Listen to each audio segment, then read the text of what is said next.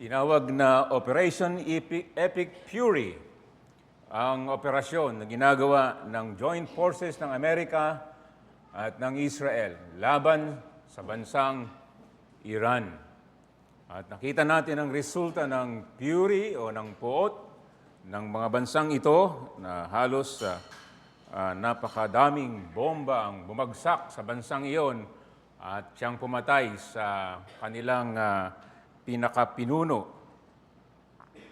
At maraming mga opisyal ng Iran ang namatay. Maraming mga infrastruktura ang nawasak. Ayan yung sinabi ng Presidente ng Amerika, no deal, unconditional surrender. Kung hindi, ay mamamatay talaga sila. So yan ang fury, yan ang wrath ng tao. Paano naman kaya ang Diyos? Kung siya ay magbagsak ng kanyang kapuutan sa tao na laban sa kanya. Sa tingin nyo ba may makakatindig sa harapan niya? Sa tingin mo ba ikaw at ako ay kayang tumindig sa puot ng Diyos? Walang sino man. At ang Biblia ay hindi ito itinago na ang Diyos talaga na banal, banal, banal ay napupuot laban sa mga laban sa Kanya. At sana sa umagang ito, ikaw ay may kalagayan na tunay na hindi laban sa Diyos sapagkat no match ka, walang sino man. At nawa ay bigyan tayo ng kababaang loob sa banal, banal na Diyos na mabuti at iniisip ang pawang kabutihan ng Kanyang tao na ginawa ayon sa Kanyang wangis. At kaya siya ay nagsugo ng Kanyang kaisa-isang anak, for God so loved the world of sinners, ibinigay niya ang Kanyang kaisa-isa, bugtong na anak, upang ang sino man ang sumampalataya ay hindi mapahamak, bagkos ay magkaroon ng buhay na walang hanggang. Gusto nating tingnan dito sa lumang tipan na ang Diyos ay hindi nagbabago noon, ngayon, at magpakailan paman. Siya yung banal na Diyos, subalit siya'y napupuot sa mga laban sa Kanya. Tinignan natin ang aklat ng unang Samuel at makita natin ang karugtong dito sa aklat ng Judges, na kung saan ang bayang Israel ay ginagawa ang mabuti sa kanilang paningin. Everyone does what is right in their own eyes. And no difference today. Ang mga tao, ginagawa kung ano lang yung matuwid sa kanyang paningin, hindi sa matuwid na paningin ng Diyos. At nakita natin ang buhay ng bayang Israel na pinili niya sa kabila ng maraming pagpapala, sila'y namumuhay ng may paglaban sa Diyos, may rebelyon sa Diyos, may imoralidad, may pagsamba sa Diyos-Diyosan. At ang lahat ng iyan ay hindi babaliwalain ng Diyos. Pero sa kabila ng iyan ay may mga liwanag sa mga madilim na kalagayan. At ito nakita natin sa unang Samuel, sa katauhan ni Hana, kahit siya'y baog at mahirap ang maging baog noong panahon na yon, sapagkat sa bansang iyon ay umaasa sa agrikultura ng kanilang mga anak ay maging pagpapala at hindi lamang iyon. Sa pagtatanggol ng kanilang bansa sa mga kaaway, kailangan nila ng maraming anak. Kaya ang isang babae, isang baog, ay parang ito'y sumpa. Ito ay hindi maganda, kaya si Hana ay nagtangis sa Panginoon. Subalit si Hana, sa kabila ng mga kabiguan at depresyon at persecution, hindi lumayo sa Diyos. Bagkus ay lalong lumapit sa Diyos. Ibinuhos niya ang lahat ng kanyang pagdadalamhati sa Diyos. At siya ay tunay na nagmakaawa at nagsumamo na siya'y bigyan ng anak. At kung siya'y bigyan ng anak, iaalay niya ito para sa Panginoon. Sa makatuwid si Hana ay nagpapakita sa atin ng magandang halimbawa ng tunay na kalagayan o kaligayahan ng tao ay hindi sa anak, hindi sa asawa, hindi sa tao, hindi sa mga ari-arian, kundi sa Diyos. At yan ang ating pinaninindigan bilang mga reform. What is the chief end of man? Anong pinakadahilan? Bakit ka nandito? Ang sagot ay to glorify God and enjoy Him forever. So tanong ko sa iyo, ikaw ba ay nagbibigay luwalhati sa Diyos? Kung hindi, you miss the mark of the purpose of your life. Kahit ikay successful sa paningin ng tao, if you fail to glorify God, you are failed. Are you enjoying God? Your Creator, your Sustainer, ang Diyos na nagbibigay ng bawat hininga at lahat ng pagpapala. Maligaya ka ba sa Kanya? O sa mga bagay na galing sa Kanya? Iyan si Hannah. Maligaya siya sa Diyos. At sa kanyang awit sa chapter 2 ng unang Samuel, nakita natin talaga, sinabi niya dito. At hindi niya masasabi yan kung hindi yan totoo sa kanyang puso. At paborito ito ni Maria sa kanyang awit din. Si Anay nanalangin at sinabi, nagagalak ang aking puso sa Panginoon. Nagagalak ang aking puso sa Panginoon. Ikaw ba'y nagagalak sa iyong puso? Sa Diyos na manlilikha. Yan ay hamon sa ating lahat. At may malalim siyang pagkakilala sa Diyos. Ang Diyos ay walang katulad sa kanyang kabanalan. Ang Diyos ay iba sa lahat. Banal, banal, banal. At ang Diyos na ito, ang nagbabaliktad ng lahat ng katayuan ng tao.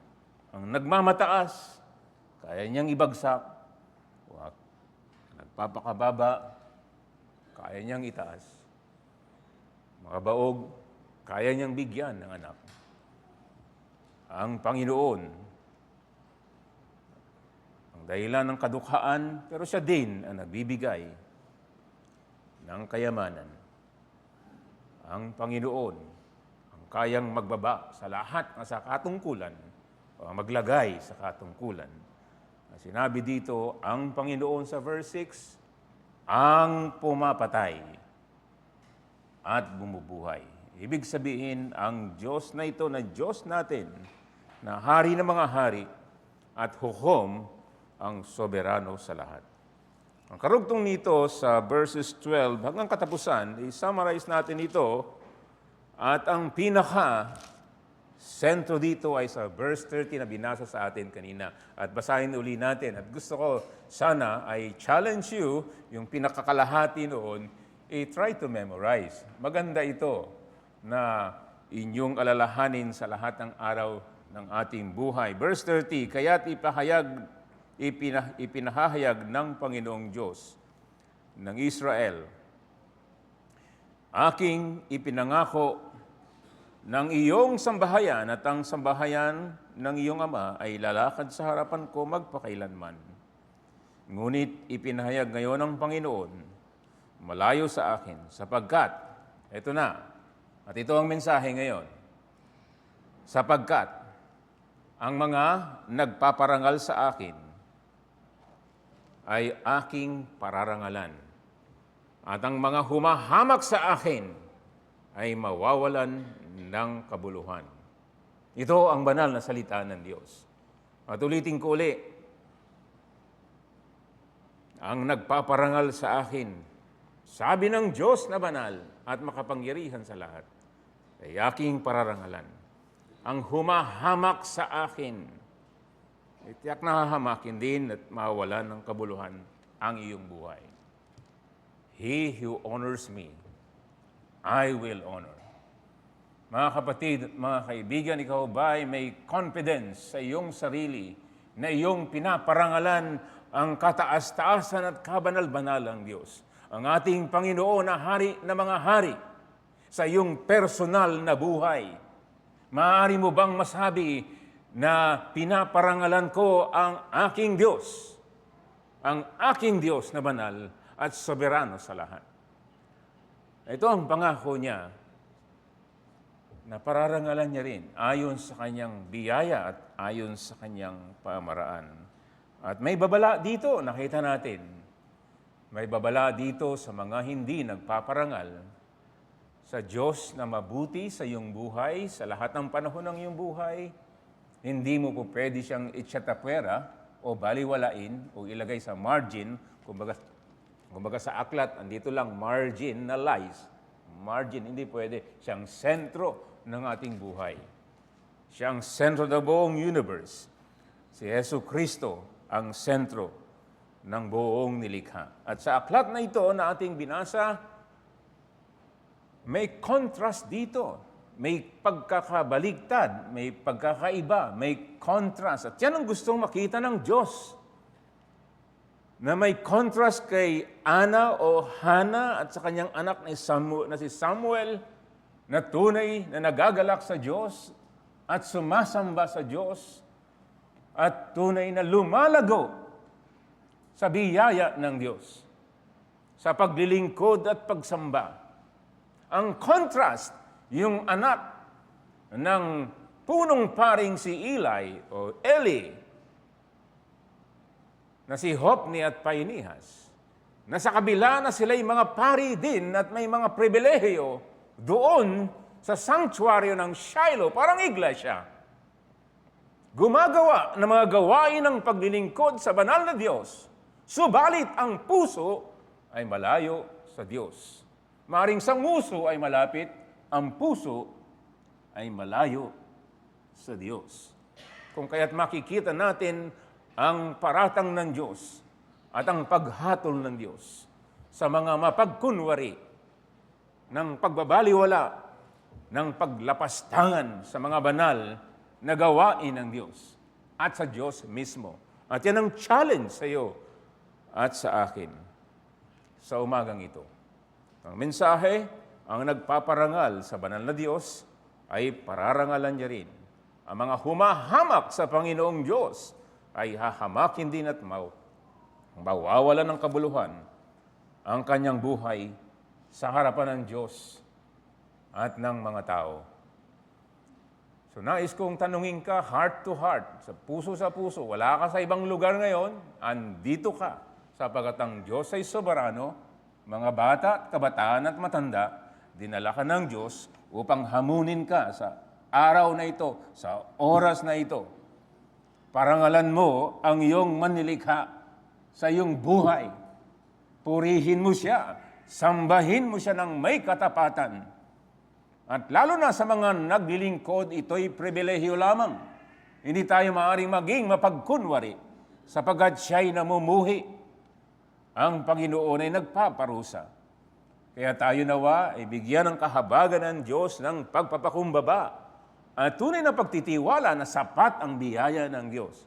Hindi niya tayo itataboy.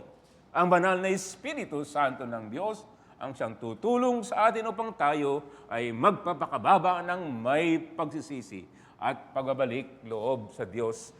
Samantalang tayo nagtitiwala, sapat ang ginawa ng Diyos sa kanyang bugtong na anak sa krus ng Kalbaryo.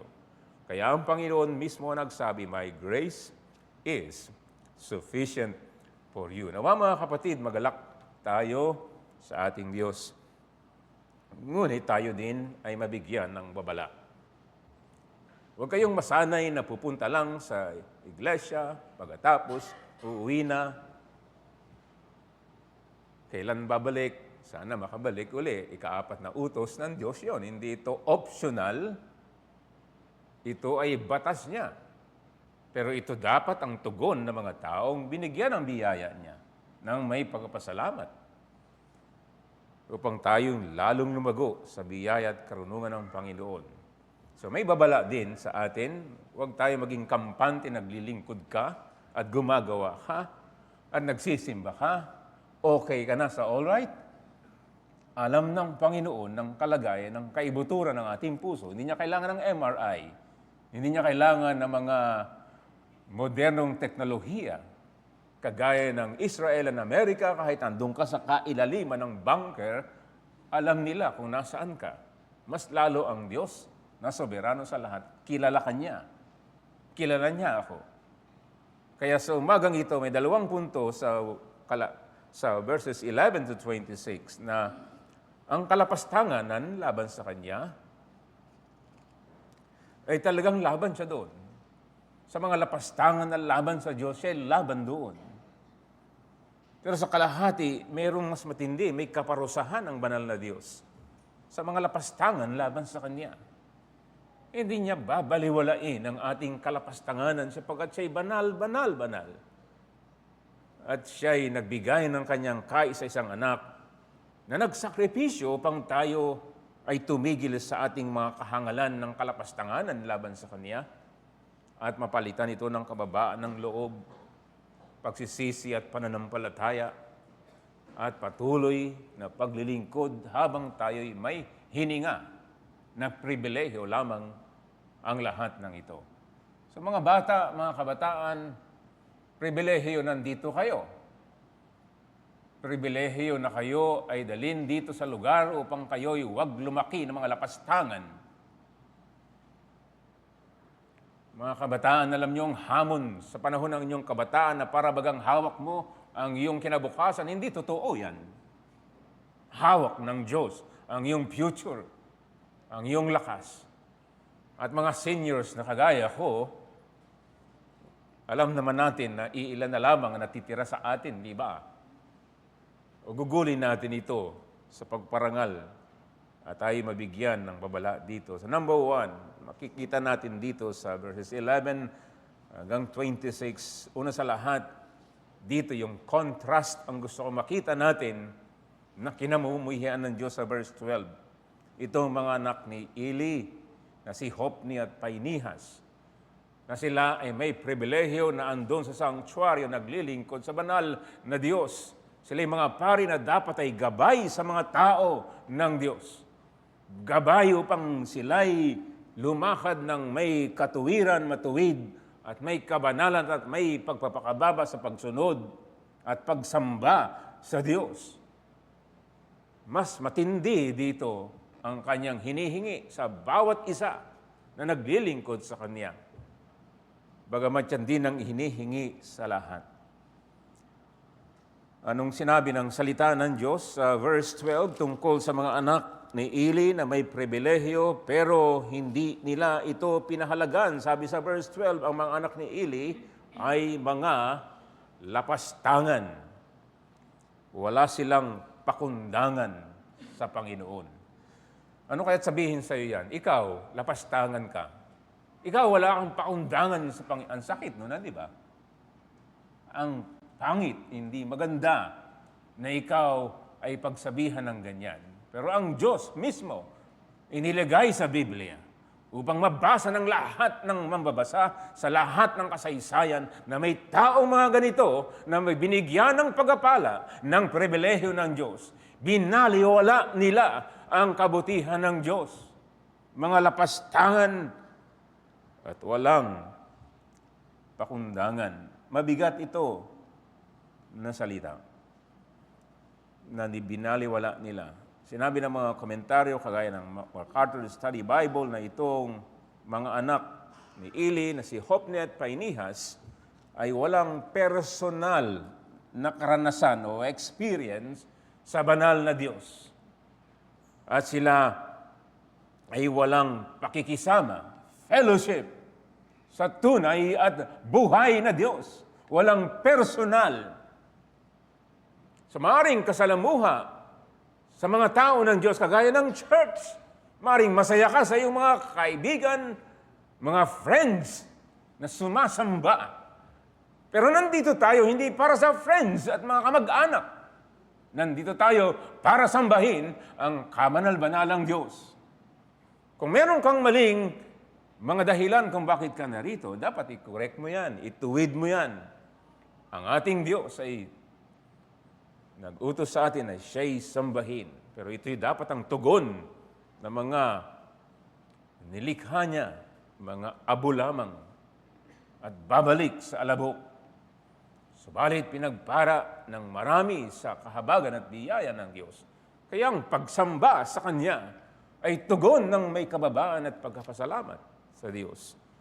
So itong mga anak niya, walang personal na karanasan, walang personal na relasyon. Hindi nila kilala ang Panginoon. Hindi kagaya ni Samuel na kilala niya ang Panginoon. So masasabi mo ba talaga na kilala mo ang Panginoon? Hindi yung marami kang ginagawa para sa Panginoon. Personal na relasyon sa Kanya. Sa Kanyang pakikinig mo, sa Kanya sa panalangin. Medyo mabigat itong paratang na ito sapagkat itong paratang na ito, sa English ay scoundrel daw, ay ito'y pareho sa salitang bilayal. At ito yung sinabi ni Paring Eli doon kay Hana nung si Hana ay nagdadalamhati sa kanyang kabiguan dito sa chapter 1 at halos walang salita na lumalabas sa kanya at siya'y naparatangan na lasing. At hindi lang lasing, itong word ang ginamit sa kanya na siya ay masama. Pero si Hana ay nagsabi sa kanya na huwag siyang paratangan na siya'y masamang babae sapagkat siya'y nagbubuhos ng kanyang kalwa sa verse 15, chapter 1, sa harapan ng Panginoon. So pinaratangan ng punong paring si Eli, si Hana, na malapit at kilala ang Diyos at makikisama sa Diyos at ibinubuhos ang lahat ng kaluluwa sa Diyos at may pagpaparangal sa Diyos na kanyang banal na Diyos. Pero kumambyo naman si Eli at pinagpala si Ana at kaya binigyan ng anak ng Panginoon si Samuel na kanyang inialay sa Panginoon at kasama ngayon ni Eli.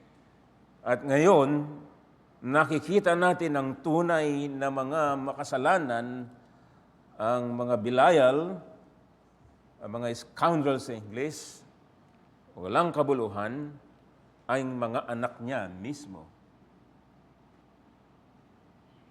Mga anak niya na mga pari na naglilingkod, subalit sila ang mga lapastangan.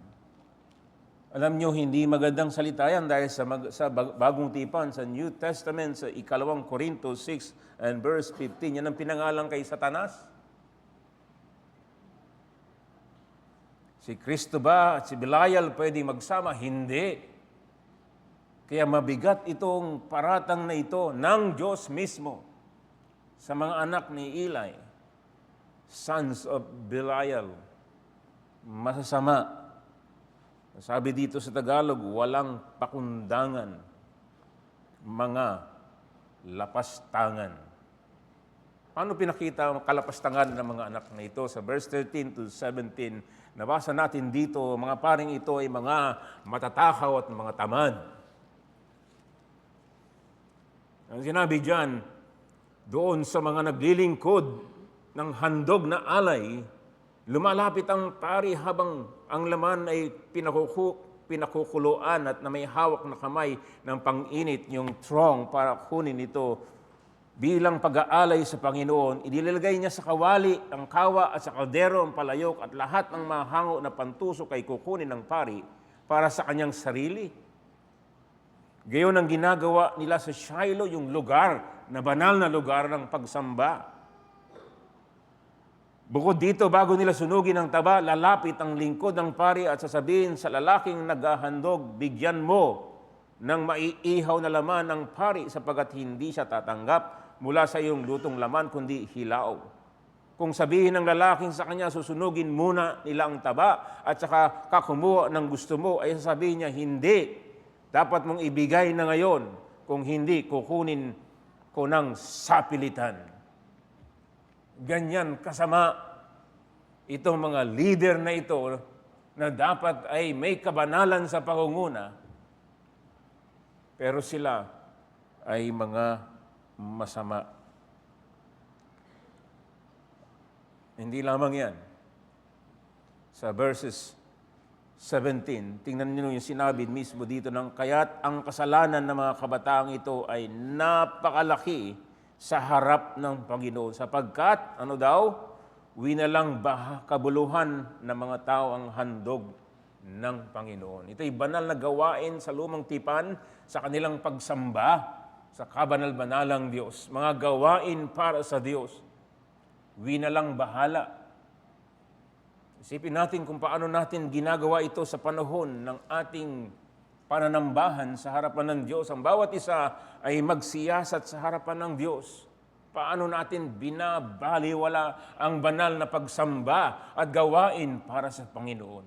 Hindi ito kinalulugdan ng Diyos. Dagdagan pa natin dito ang kasalanan na hindi babaliwalain ng Diyos sa verses 22-25. Sila'y walang mga bodo at mga immoral.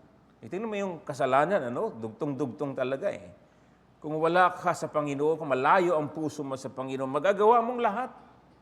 At walang pakundangan sa paggawa ng kasalanan kahit ito'y labag sa kabanal-banalang Diyos. Sinabi sa verse 22, ngayon si Eli na matanda na, kaya nabalitaan niya ang lahat ng ginagawa ng kanyang mga anak sa buong Israel. Buong Israel! Kung paano sila'y sumisiping sa mga babae na naglilingkod sa pintuang toldang tipanan. Sila'y mapagsamantala sa mga babae na naglilingkod sa Diyos doon mismo. Nangyayari ba ito ngayon? Nangyayari ito dahil sa kasamaan ng puso. Kaya sinabi niya sa kanila, bakit ninyo ginagawa ang gayong bagay sapagkat nabalitaan ko sa buong bayan ang iyong masamang gawain. Huwag mga anak ko sapagkat hindi mabuting balita ang narinig ko na ikinakalat sa bayan ng Panginoon ko. Ang isang tao ay magkasala laban sa isang tao, ang Diyos ay mamamagitan para sa kanya. Ngunit kung ang isang tao ay magkasala laban sa Panginoon, sinong mamamagitan para sa kanya? Subalit ayaw nilang pakinggan ang tinig ng kanilang ama. Take note, ang sinabi dito, sapagkat kalooban ng Panginoon na patayin sila. Hindi babaliwalain ng Diyos ang kalapastanganan sa Kanya. Nakita natin sa bagong tipan kung paano sa Acts chapter 5, kanyang pinatay si Ananias and Sapphira. At marami pang gawain ang Diyos kung walang pagsisisi, kung ang puso ay matigas. At si Eli na punong pari ay kanyang mga anak ito, pinagsabihan nga, subalit may tungkulin siya na disiplinahin at tanggalin ito. Hindi maaari na naglilingkod ka sa banal na gawain pagkatapos ay immoral ang iyong gawain. Kaya tayo, mga kapatid, ay kaawa-anawa ng Diyos sa sundin ang kanyang utos ng pagdidisiplina, ng pagtatanggal kung walang pagsisisi at walang pagbabago, lalo na kung naglilingkod siya. Subalit, immoral ang kanyang pamumuhay, namumuhi ang Diyos. At makikita natin dito na hindi talaga babaliwalain ng Diyos. So, ang puso, posible siya na tumigas kahit nasa gitna siya ng mga paglilingkod na ginagawa sa looban ng sanktuaryo at maging sa iglesia ng Panginoong Hesukristo ngayon. Si John Bunyan ay meron siyang aklat na Pilgrim's Progress at larawan ito ng mga manlalakbay mula sa City of Destruction patungo sa Celestial City. At sa paglalakbay ni Kristiyano, ay may pinakita sa kanyang tao na naandun sa kulungan, iron cage. Ito yung tao na bumagsak sa kalungkutan dahil sa kanyang pagtanggi sa biyaya ng Diyos. Sa pinaliwanag kay Christian and hopeful, itong kalagayan ng isang taong tumanggi sa mga biyaya ng Diyos. At inamin ito ng taong naandun sa loob ng cage ang kanyang karumihan, ang kanyang kasalanan, ang kanyang kayabangan at kawalan niyang pananampalataya. And over time, ang puso niya ay tumigas. At nireject niya ang mga warning, ang mga conviction. Kaya ang Panginoon ay nag-withdraw ng kanyang kahabagan. Kaya dito si John Bunyan sa kanyang paglalarawan dito sa mga manlalakbay na huwag niyong i-assume ang biyaya ng Diyos ay tuloy-tuloy kung tayo ay nagmamatigas sa ating mga kasalanan at pagkalapastangan sa Kanya. Pag-ingatan natin na huwag tumigas ang ating mga puso laban sa kasalanan na ayaw na makinig. Nakakatakot yun. Tayo ay matigas ang puso sa paggawa ng kasalanan at kawalan ng pananampalataya. Yan ang kalagayan ni Hophni and Phinehas. Isa warning sa bawat isa. May nabasa ako mula sa isang komentaryo kay Thomas A. Kempis na kanyang binanggit, "What good does it do to speak learnedly about the Trinity if lacking humility? You displease the Trinity. Indeed, it is not learning that make a person holy and just, but a virtuous life makes him pleasing to God. I would rather feel contrition than know how to define it, but what would it profit us to know the whole Bible by heart and the principle of all the philosophers if we live without grace and love of God?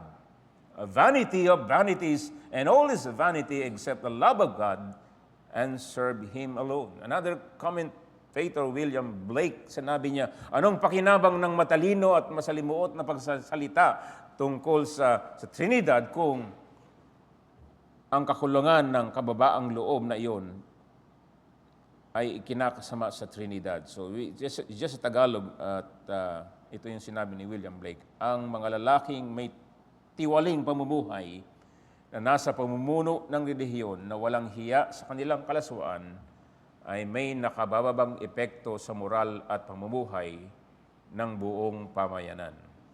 In other words, hindi lang ikaw ang apektado, hindi lang pamilya ni Hophni and Phinehas, ni Eli, kundi ang sambahayan ng Diyos, ang pamilya ng Diyos. Kaya kaawaan tayo ng Diyos. Again, yung key verse dito sa verse 30, ang Panginoon ay nagpaparangal doon sa nagpaparangal sa Kanya. At kung hindi natin siya pinaparangalan, ay mararanasan natin ang kaparusahan ng Diyos.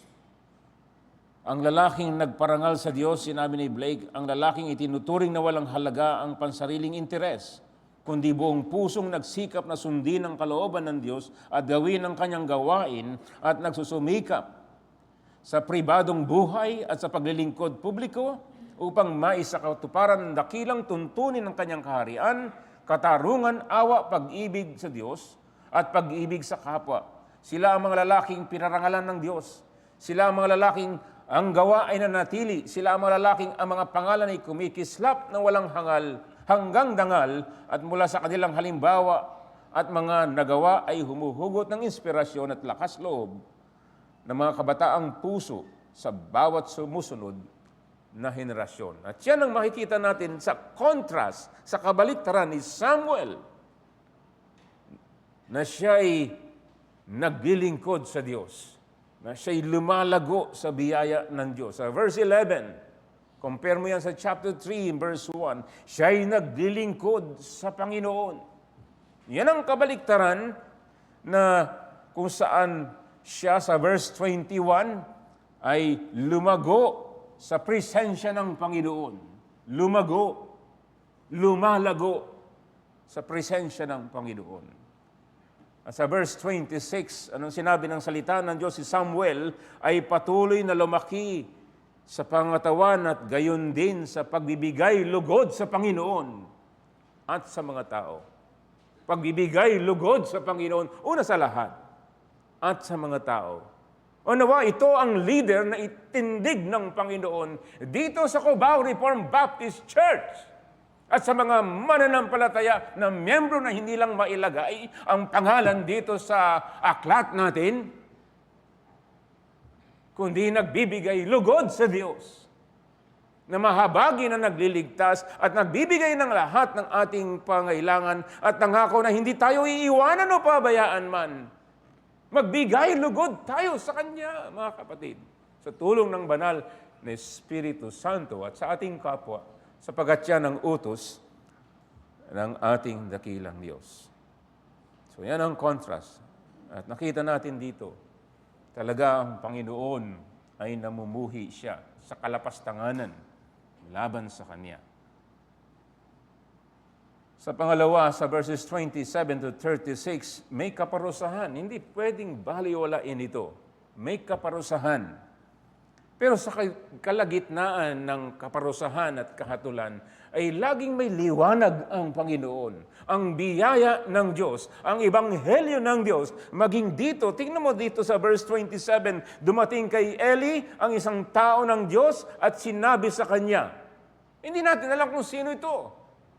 Pero siya may dala-dala na salita ng Diyos dito sa punong paring si Eli upang ipahayag sa kanya ang mensahe ng Diyos.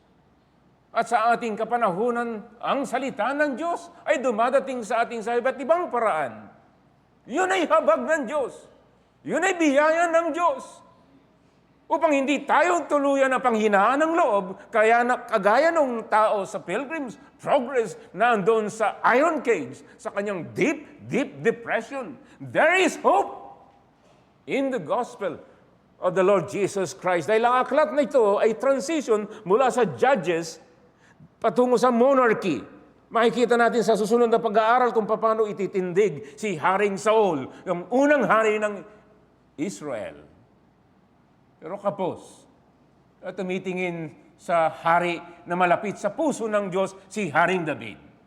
At magmumula kay Haring David, ang hari ng mga hari na tunay na lingkod ng Diyos, ang Panginoong Hesus Kristo. So, isummarize natin dito ang huling mga bahagi ng ating talata. Number 1 dito sa verse 27 to 28, may paalala kay Eli. May paalala siya. May paalala ang Diyos at may prinsipyo dito. Alalahanin mo ang kabutihan at biyaya ng Diyos sa buhay mo. Lalo na sa mga naglilingkod sa Diyos, huwag nating kaligtaan, huwag nating alisin sa ating alaala, sa ating awareness. Sino tayo sa harapan ng Diyos? At dito'y pinaalala sa sambahayan ni Eli. Ganito ang sabi ng Panginoon, ipinahayag ko ang aking sarili sa sambahayan ng iyong ama kung sila'y nasa Ehipto, nang sila'y mga alipin ng sambahayan ni Paraon, pinili ko siya mula sa lahat ng mga lipi ng Israel upang maging pari ko, upang maghandog sa akin ng dambana, upang magsunog ng insenso at magsuot ng ipod sa harap ko. Ibinigay ko sa sambahayan ng iyong ama ang lahat ng handog sa mga anak ni Israel na pinaraan sa apoy. The point is, yung pribilehiyo lamang ito. Hindi nila ito karapatan. Ang pagiging pari mula kay Aaron at mga lahi niya hanggang kay Eli, ito ay pribilehiyo lamang. Ito'y biyaya lamang. At sa ating panahon ng paglilingkod dito, mga kapatid, pribilehiyo lamang na tayo maglingkod sa Diyos. Sa kanyang kahabagan tayo iniligtas, sa kanyang kahabagan binigyan tayo ng iba't ibang abilidad para sa kanyang iglesia, para sa ikatitibay, ikasusulong ng Ebanghelyo, para sa kaligtasan at kapurihan ng ating Diyos. Ito'y pribilehiyo lamang. Huwag natin itong babaliwalain kagaya ng mga anak ni Eli na si Hophni and Phinehas na lapastangan sa biyaya ng Diyos. Lahat ng paraan na binigay ng Diyos sa atin upang maglingkod dito sa Cubao Reformed Baptist Church. Meron tayong drop-in center para sa mga kapuspalad na ating pinapakain sa kanilang tiyan at sa kaluluwa. Meron tayong Christian Compassion Ministry upang ipahayag ang compassion ng ating Diyos. Meron tayong akademya dito para turuan ng mga tagapagturo. Ang ating mga mission work, ang lahat ng ito ay pribilehiyo lamang. Huwag nating lapastanganin ng ating Diyos. Huwag nating angkinin ang mga bagay na ito na pribilehiyo lamang, bagkus tayo'y magpatuloy na nagbibigay luwalhati sa Diyos ng may kababaan ng loob. Pinaalala at pinapaalala sa iyo mga kapatid. Pinapaalala sa atin. Sa kabila ng ating mga kasalanan, tayo ay kinahabagan ng kaligtasan at pribilehiyo ng paglilingkod sa Kanya. Number 2, makikita natin yung paratang dito sa verse 29. Bakit niniyurakan ninyo ang aking mga alay at ang aking handog na aking iniutos at iyong pinararangalan ng iyong anak ang higit kaysa akin? Matindi ito, makinig kayo mabuti. Sinabi ng Diyos kay punong paring Eli na last judge of Israel, pinararangalan ang iyong mga anak ng higit kaysa akin upang kayo'y magpakataba sa mga pinakapiling bahagi ng bawat handog ng Israel ng aking bayan. Yan ang paratang ng Diyos. Okay, kinorek mo yung mga anak. Mga anak, hindi tama ito. Balito sa buong Israel ang iyong kalapastangalan, ang iyong immoralidad. May ginawa ba siya? Tanggalin sa paglilingkod, banal na paglilingkod. Disiplinahin. May kapangyarihan siya bilang hukom, bilang judge, bilang punong pari. Hindi niya ginawa. Anong sabi ng Diyos? Mismo, kapos ang kanyang ginawa. Ang sabi niya, higit mong pinarangalan ang iyong anak kaysa akin. May prinsipyo dito mga kapatid. Sinabi ng Panginoon, if you love me more than, if you love your family, your children, your asawa, anak, ari-arian, higit kaysa akin, you cannot be my disciple. Number 1 ang ating Diyos sa buhay natin na lumikha sa atin. Kung mas mahal mo ang iyong anak, asawa, kapatid, kapamilya, trabaho, higit sa Panginoon, hindi siya kinalulugdan ng Panginoon. At yan ang makikita natin dito sa banal na kasulatan. Yan ang paratang, yan ang indictment ng kabanal-banalang Diyos na mannilikha, manniligtas at manghahatol. Nawa ikaw ay tusukin ng Panginoon sa iyong konsensya.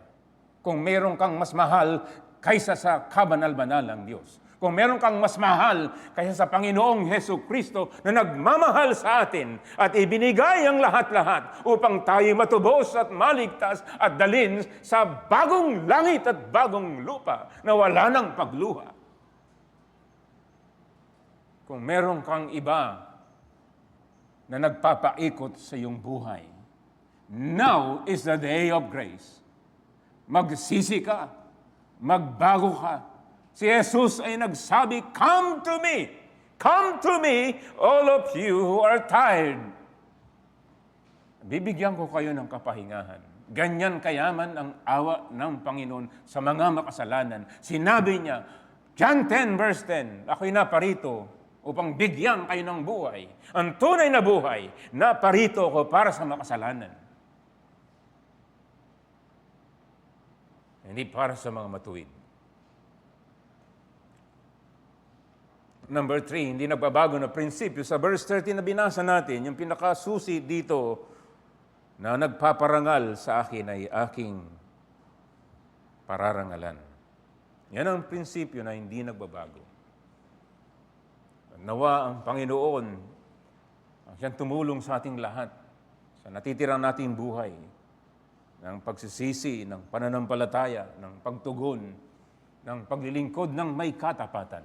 Hindi kagaya ng anak ni Eli na si Hophni and Phinehas, kundi sa biyaya ng Diyos, kagaya ni Samuel na siya'y lumalago sa pakikisama sa Panginoon, sa paglilingkod sa Panginoon, sa pagpupuri, papasalamat sa Kanya.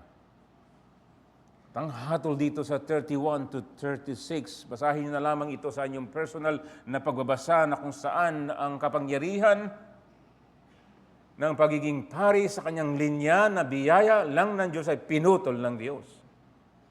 At dito ay mayroong pahayagan Diyos ng iyong anak sa verse 34 ay mamamatay isang araw. Yan ang paghatol ng Diyos. Hindi niya babaliwalain ang kalapastanganan ng walang pagbabago, walang pagsisisi sa kanyang harapan. Subalit may pangako ang Diyos ng isang tapat na lingkod. At makikita natin sa kasaysayan ng pagtutubos ang pagdating ng tagapagligtas ang tunay na lingkod, ang tunay na pari, ang tunay na hari, ang tunay na lingkod na siyang modelo natin sa harapan ng kabanal-banalang Diyos. So mga kapatid, mga kaibigan, magpakababa tayo sapagat laban ang Diyos sa mga palalo. Yan ang awit ni Ana. Ang Panginoon ang nagre-reverse ng kalagayan ng tao. Kung ayaw mong magpakababa, ikay ibababa ng Diyos. At parangalan natin ang ating buhay, ang Panginoon sa ating buhay. Ang Diyos ang soberano sa lahat. Siya ang may control. Ang ating Panginoong Yesus ang hari ng mga hari, Panginoon ng mga Panginoon. Gusto ko magtapos dito sa kasaysayan na merong tao na malapit sa Diyos kahit na maraming pressure sa kanyang buhay. Ang pangalan niya si Eric Liddell, 1902-1945. Siya ay taga doon sa England at siya ay mayroong gift ng mabilis na pagtakbo kaya siya'y panlaban noong 1924 Olympic in Paris. Ang kanyang pinaka-forte talaga ay 100-meter dash. At talagang siguradong panalo siya sa kanyang bilis ng pagtakbo. Subalit, natapat ng araw ng linggo. Ay, kaya yun ang pressure sa kanya. Pero hindi siya bumigay kahit na siya'y pinaratangan na traidor sa kanyang bayan dahil ayaw niyang tumakbo sa araw ng linggo sa 100-meter dash. Maging yung Prince of Wales ay pinipressure siya. Pero hindi siya bumigay. Nandun sa church. Sumasamba at naglilingkod. Dapat siya'y tumatakbo at sigurado na siya'y panalo. Pero pinarangalan niya ang Panginoon kahit may pressure, kahit merong pagtutuligsa sa kanya na traidor. Bilang compromise, tatakbo siya, hindi araw ng linggo, 400-meter dash. Hindi niya 40 yun. Pero siya'y sumang-ayon sa isang takbuhin na mas mahaba ng 4 na beses. Bago siya tumakbo, ay merong nagbigay sa kanyang papel. At may nakasulat doon. At itong teksto na ito ang nakalagay. Unang Samuel 2:30. He who honors me, I will honor. At yan ay sinapuso ni Eric Liddell at siya'y tumakbo ng 400 at hindi lamang siya nanalo, nagtala siya ng bagong record. Itinaas niya ang Panginoon. Ipinamuhay niya ang pananampalataya. Hindi lamang yan, pagkatapos ng tagumpay na yon, siya'y nagpatuloy sa kanyang paglilingkod bilang missionary sa China. At doon siya namatay na naglilingkod sa Panginoon. Ang nagpaparangal sa akin ay aking pararangalan. Nawa ang mensaheng ito ay maging babala sa atin, hindi nalulugod ang Panginoon sa kalapastanganan at may kaparusahan. Subalit may magandang balita. Ang hari ng mga hari ay naparito at nag-alay ng buhay niya upang tayo ay mabago, maligtas at ilapit sa Diyos. Hindi ilayo, ilapit sa Diyos. At tayo sa kanyang biyaya ay magbigay lugod sa kanya. Parangalan natin siya dahil karapat-dapat siyang parangalan at ang pangako niya, tayo din ay kanyang pararangalan para sa kanyang kaluwalhatian. Manalangin po tayo. Dakilan namin Diyos, salamat po sa iyong salita. Pagpalain mo ito sa puso ng bawat isa, ikaw ang may taas at maluwalhati sa pangalan ng Panginoong Yesus. Amen.